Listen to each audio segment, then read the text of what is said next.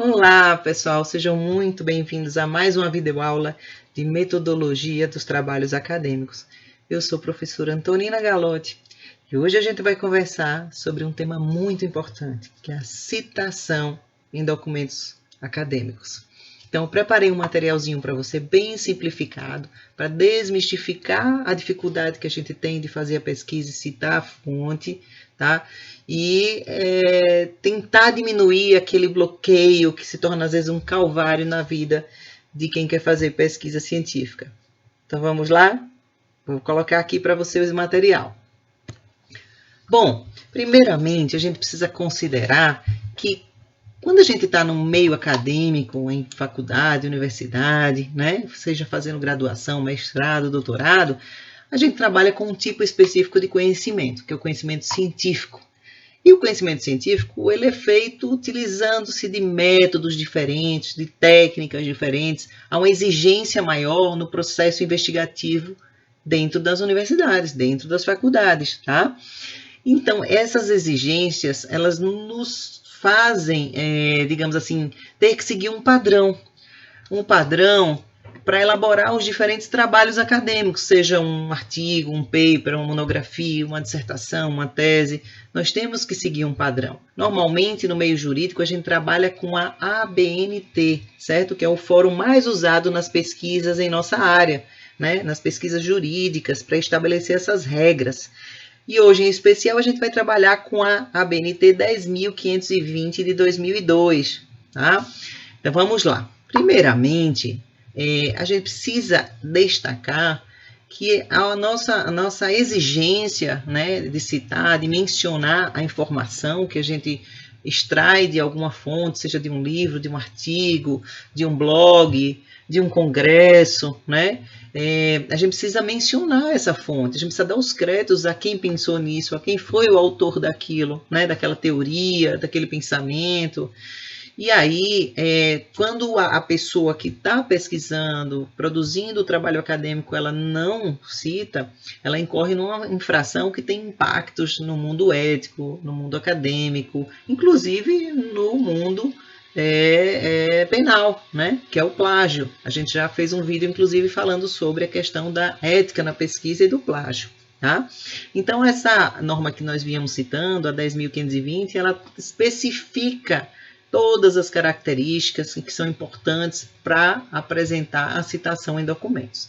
Lembrando que existem 3 tipos de citação. Então, você pode citar o documento de 3 formas, né? Depende da sua opção. Então, vamos lá. Primeiro, a gente pode fazer a citação, como eu coloquei aqui ao lado, a direta, indireta e citação da citação. O que seria, por exemplo, a citação direta? Como o próprio nome já diz, quando você diretamente, né, você faz uma transcrição textual de pedaço, de trecho da obra do autor, utilizando-se as mesmas palavras dele. Então, você gostou daquilo como aquele autor, estou fazendo um trabalho de sociologia do direito e assisti a uma palestra, uma live do professor Boaventura de Souza Santos sobre a pandemia e gostei muito e quero citar exatamente como ele citou naquela apresentação, tá? Então, quando eu uso exatamente as palavras do autor, eu estou fazendo uma citação direta, certo? Ela pode ser curta e ela pode ser longa. Vai depender da forma como ela se apresenta e graficamente. Quando você vai digitar, normalmente a gente usa o Word como né, a plataforma para digitar os trabalhos, é o mais usado. Quando ele chega a até 3 linhas digitadas ali no Word, a gente diz que a citação é curta. E aí existe todo um padrão para essa citação curta. E quando a gente utiliza as mesmas palavras do autor, mas passa de 3 linhas, a citação é direta, só que longa. Então eu vou explicar para vocês agora a diferença entre citação direta curta e citação direta longa. Lembrando que citação direta é quando você usa exatamente as mesmas palavras do autor. Então vamos lá, pessoal. Direta curta, tá? Você usou as mesmas palavras do autor e quando você digitou o seu trabalho lá no Word, a citação não passou de 3 linhas. No texto lá que você está digitando, chegou até 3 linhas. Então, você pode considerar essa citação como citação direta curta. E aí, essa citação fica ali no próprio texto, não muda nada, você continua digitando continuamente, mas elas têm que estar entre aspas, certo? Entre aspas, com a indicação da autoria, do ano e da página, se o sistema for autor-data. Depois a gente vai explicar mais adiante os tipos de sistema de citação num outro vídeo. Mas a princípio, você coloca a frase do autor, entre aspas, ficou até 3 linhas, beleza, é citação direta curta, tá?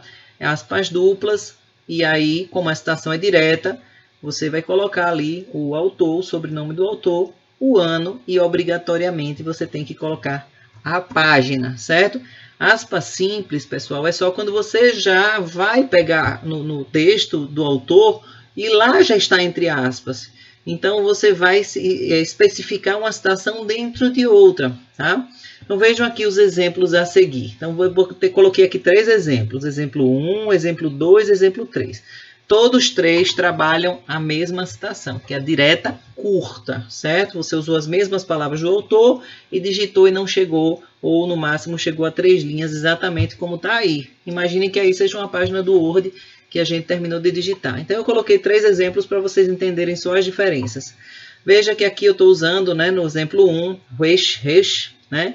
Eu botei aí o nome do autor, está fora do parêntese, porque eu coloquei logo no início da frase, e coloquei o ano e a página e fiz a citação lá toda, coloquei umas aspasinhas no final, tem um colchete com 3 pontinhos que eu vou falar já para vocês, é quando você não quer digitar o resto da frase, aquilo ali já foi o suficiente que você precisava para a sua pesquisa e você fez uma supressão, você suprimiu o restante do texto, certo?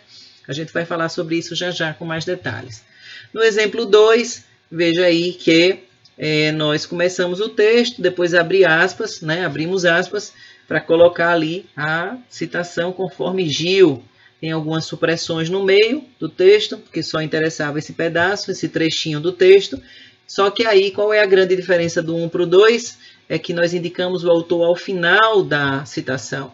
E como ele está dentro do parêntese, veja que o nome dele está todo digitado em letra maiúscula. A gente chama, na prática, chama caixa alta, né? O pessoal conhece muito como caixa alta, ou seja, está todo em letras maiúsculas, o Gil.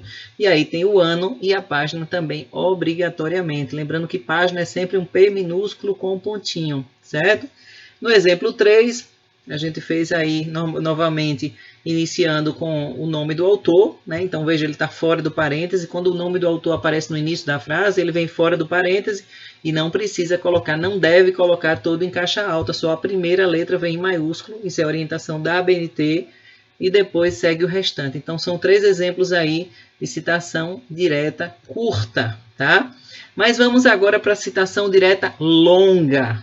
O que é citação direta longa? Mais uma vez, voltando, direta é quando você usa as mesmas palavras do autor, só que ao invés de ter somente 3 linhas, quando você está digitando lá no seu Word, por exemplo, passou de 3 linhas, professora, deu 3 linhas e meia, 4 linhas deram, né? Melhor dizendo, 4 linhas. Então, você tem que estabelecer o modelo, o padrão da ABNT para a citação direta longa, tá? Então, toda a citação que passa de 3 linhas, você usa esse outro padrão, tá?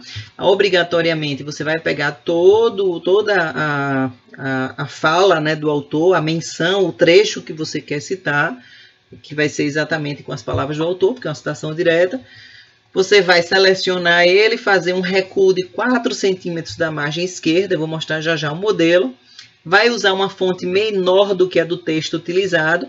Normalmente a gente usa o Times New Roman, por exemplo, de fonte, né, ou Arial 12, então você baixa para 11 ou até 10 e não pode usar as aspas, certo? Você retira as aspas. Essa frase que vai estar com a fonte menor, essa citação toda, ela tem um espaço entre as linhas simples, de 1 centímetro, e aí você faz a indicação da autoria, do ano e da página, tá? Como eu vou mostrar aqui no modelo. Então vamos lá. Coloquei aqui alguns exemplos, o 1 e o 2.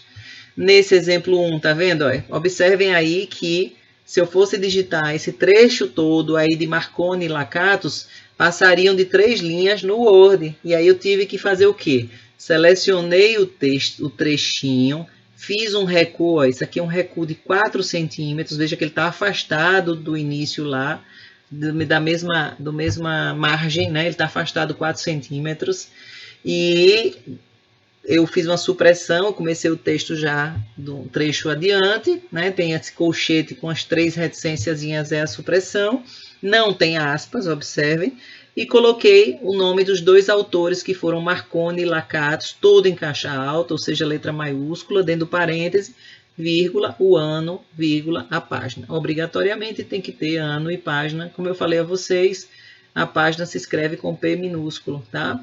E como são 2 autores, separam-se eles 2 por ponto e vírgula, tá? Depois, vírgula, ano, vírgula, página.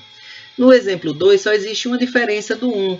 É que, na verdade, o autor começou lá em cima. Então, o autor, como está fora do parêntese, ele não está em caixa alta, ano e página, e aí o texto dele está todo embaixo, veja que não está entre aspas, não precisa mais botar o nome do autor embaixo, porque já foi colocado em cima. Então, basicamente, essas são as 2 possibilidades de citação direta longa, certo? Num texto. Mas existe também, pessoal, a citação indireta. Falamos que existia direta, indireta e citação da citação. O que seria a citação indireta? Tá? Bom, quando você olha um livro, um artigo, um texto, uma palestra, um áudio, um blog, e você gosta da ideia da pessoa, mas você não vai usar as próprias palavras, você apenas utiliza a ideia dele e após ler esse autor, você extrai essa ideia central e transcreve, né, com as suas palavras, você vai construir esse texto com as suas próprias palavras, né? Então isso a gente chama de citação indireta, porque você não citou exatamente como estava lá naquele material que você pesquisou, que serviu de fonte para você, tá? Então você pegou a ideia central e mudou as palavras do autor e construiu a frase com as suas próprias palavras. A gente usa às vezes a paráfrase, né? E aí, nesse caso, dispensa-se o quê? A página. Até porque, normalmente, às vezes, você lê 2, 3, 4 páginas, às vezes um capítulo, para extrair a ideia central, né? Você condensa a ideia, você trabalha com ideias mais amplas, né? Com a condensação de ideias, com paráfrase. Por isso que não há a exigência de se colocar página, porque você, como eu falei, extrai a ideia central do autor e transcreve ali em 1, 2, 3 frases. Você precisa citar, claro, porque a ideia não foi sua. Você construiu aquele trecho ali, aquele parágrafo ou aqueles parágrafos com base na ideia de alguém, né? E aí você precisa dar os créditos por essa consulta que você fez, embora tenha mudado as palavras, mas é obrigatório citar também.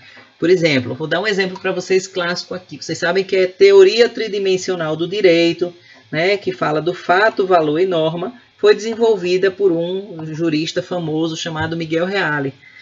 E aí você pega a teoria dele, muda as palavras e coloca de outra forma, né, cria uma frase sobre fato, valor e norma, mudando as palavras do Miguel Reale. Mas mesmo assim, você sabe que a teoria foi desenvolvida por ele, então você precisa citar o Miguel Reale. Mas nesse caso, não precisa colocar a página, como eu comentei há pouco, né? E aí vou dar um exemplo aqui. Veja, não precisa de aspas, não precisa de página. Exemplo 1 está aí.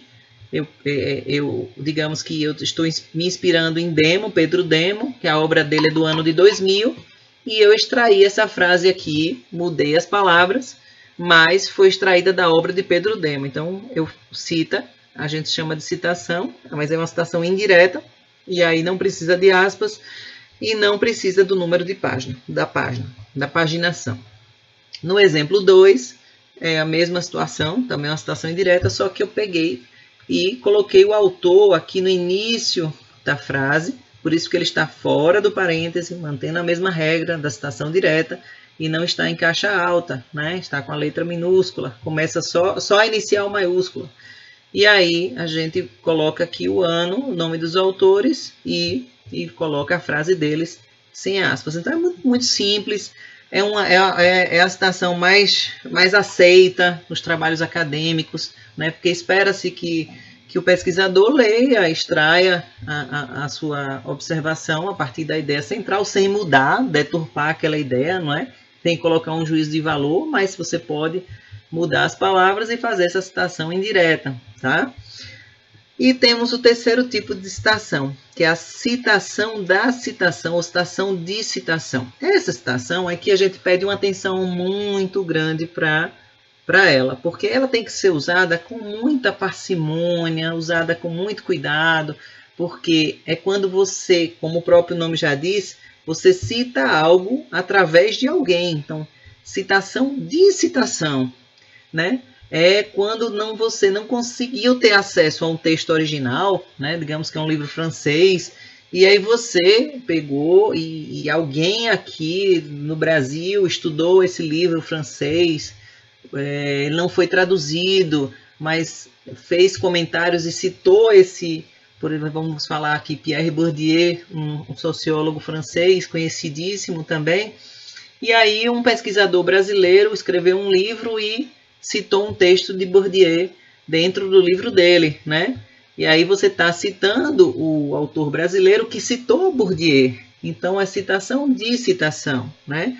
Pode também ser usada dentro do texto ou em nota de rodapé, mas a gente vai falar já do sistema de chamada, como eu acabei de comentar, e das notas de rodapé.